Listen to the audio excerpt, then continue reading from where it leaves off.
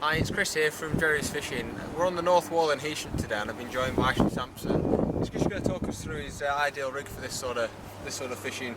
We're targeting whiting, codling, dogfish. We've already had a few of them already. So over to Ash. You're going to start talking us through his ideal rig. Yeah, it's a simple rig really. It's just a rig I'd use for the majority of venues that are clean ground. It's a distance rig, so you can cast it, well, whatever distance you want basically. I normally generally go with £70 rig body, which I'll take a cast with a good sized lead. You know, I'm using 7 ounces today. Yeah. There's quite a lot of tide run here. I don't know if you noticed that on the camera. What I've done, I've taken the standard wires out of the lead and just put thicker gauge wires in, which gives it a bit of better grip really, doesn't it? Just anchors it a lot better. Yeah. And if you anchor, you'll catch fish, simple as that. The difference that makes is incredible. Yeah. You know. What sort of size hooks are you going to be using for today? Well, I've not fished this venue for years, you know, and I wasn't too sure what to catch on at this time of year. So I brought some worm and I brought some crab. Generally covers everything. So what I'm using is, I mean, they're not an ideal crab hook, granted, but it's a size 2 B940M. The Kamasan hooks, they're mega sharp, they keep the point well, just really good hooks, you know. Yeah, most people will say that's almost a little bit small for your dogfish and codling. Do you not think so? Yeah, well, you see people using big hooks all the time, but I'm of the opinion you fish for what you know is there, not what you wish was there. Yeah. You know, so small hooks, you're catching a big fish on that, no problem at all. You know. Yeah, cool. So the rig's a clip rig today. Any specifics in here that we really need to let people know that are thinking of making some themselves? Yeah, I mean, I've been making rigs for years, and there's little things I've picked up on over the years that have made my rigs better for me. Like just it's improved. You know, I mean, little things like, for example, the top snood. I always make the rig longer than the length of the top snood. So when it folds back on itself, when it unclips, yeah, it will not tangle around your clip. Yeah. I mean, it makes your rig a bit longer, maybe a bit more awkward to cast, but it just saves tangles. Just saves tangles, yeah. Just little things like that, really good. Always incorporate a spring on my clip rigs, you know, because I cast off the ground quite a lot, and it just keeps it under a little bit of tension, keeps your baits in the clips, and it just works great, you know. Ideal. So bait wise today, we're going to focus on worms, or we're going to do crab? Well, we started off with worms, didn't we? And we did catch a few codling. Yeah. But we've been putting crab on and been picking dogfish up, and codling as well. So I'm just going to persevere with the crab, you know. Yeah.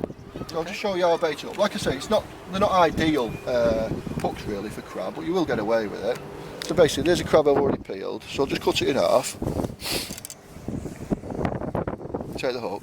See, I've got a sequin and a bead as well. Yep. And what I've also got, I always used to use power gun for stop knots. But what you find with power gun has a tendency, when you're moving it around, eventually it loosens and comes off. And in a match, that's no good. You'd want everything to be quick and easy and you know, just consistently the same every cast. You know. So what I do now, I put a crimp on, and I've actually modified a pair of crimping pliers so that when I crimp it now, it puts enough tension in, just so it doesn't crush the line. I can move it, yeah, if you feel like yourself, Chris. See, there's just enough there to move it up and down. Yeah, it's still tight, but it's to me, much better than a stop knot though, yeah. Much better than a stop knot. So, right, just take half a crab. Really easy bait to bait up, and just make sure you get every bit of shell off you can, you know. Just makes it a lot easier to bait up with. Just take it through, back out, back through.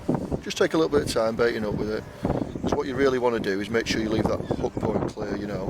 Yeah. It's imperative that. Yeah, it's one of the most essential pieces of fishing fishing device you can give anybody. No hook point, very unlikely to land any fish. So it's certainly winding it over any sort of distance. Yeah. And now this is very important, I think, as well with crab. Don't overbind it. I mean, you see a lot of videos where people put far too much elastic on, and to me, you're pushing all the scent out before you've even cast the bait out, you know. Yeah.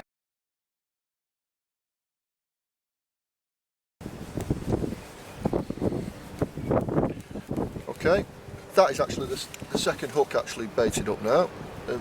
Like I say, it's imperative you just make sure that hook point is clear. So always take time to make sure the hook point's clear. See the sequin there as well. Well, I mean, it doesn't matter too much for crab, but I put them on all my clip rigs. The sequin just stops the bait. Once it's clipped, push you back up the snood. Yeah. So you push the sequin. I've got a little bead there. I just use a little fluorescent bead and my crimp, which I push back down onto the top of the bait. And what you got there is your 2 hooks baited up. Like I said, they're not perfect hooks for crab, but you can get away with it. Yeah. So there's your 2 hooks baited up. Right. Now what we've got, I'll just show you how the actual rig operates.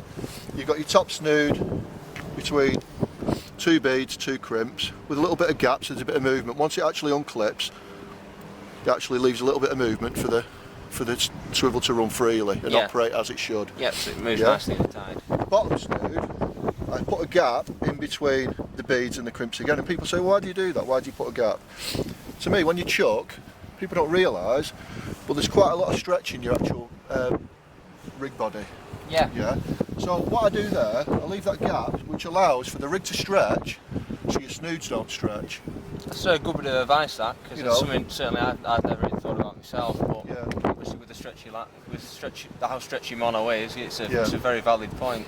And the spring, obviously, it allows your rig body to stretch, your snoods don't stretch, protects your bait, everything works a lot better than, and obviously your swivels work a lot better that way as well. So basically, the top snood clips into the cascade clip. Now what you've got there is a cascade swivel.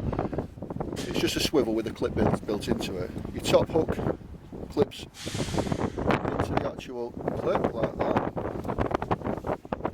Your bottom one clips onto your lead. Now I use impact leads. There's numerous ways of doing this. You can use impact shields, you can use impact leads, you can use imps. Personally, I prefer the leads myself. And that's it, basically baited up, ready for casting. You can see how you've got your gap there, you've got your spring under tension.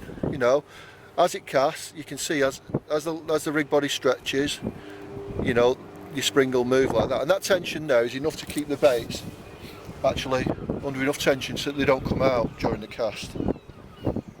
That's ideal.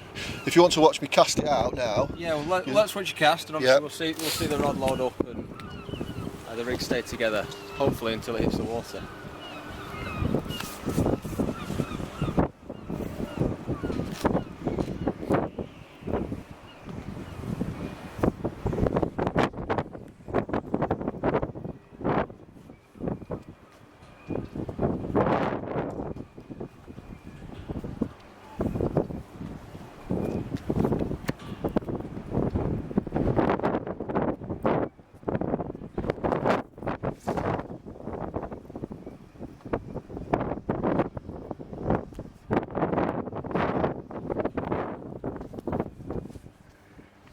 Guarantee that'll unclip as it hits the water. The little green shield on the lead will have pushed up, release the hooks, and that'll be fishing now. Ideal. So that's it for today. Thanks for joining us, Ash, and hopefully we'll catch a few more fish by tomorrow.